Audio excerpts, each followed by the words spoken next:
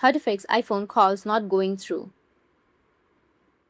So if you want to fix your iPhone calls not going through or not ringing, then open up your settings. Then tap on mobile service. Or you may also have an option of cellular data or mobile. Just tap on it. Now tap on network selection. Turn it off. Now select your SIM card and then go back to your main cellular data setting. Go with mobile data options and then go with voice and data. Try to select the available network around your surroundings.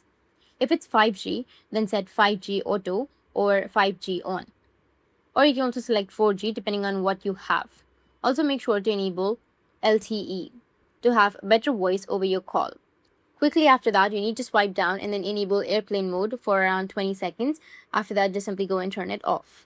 Then you can go back and then open up your settings. Under settings, you need to make sure that you're under your general section.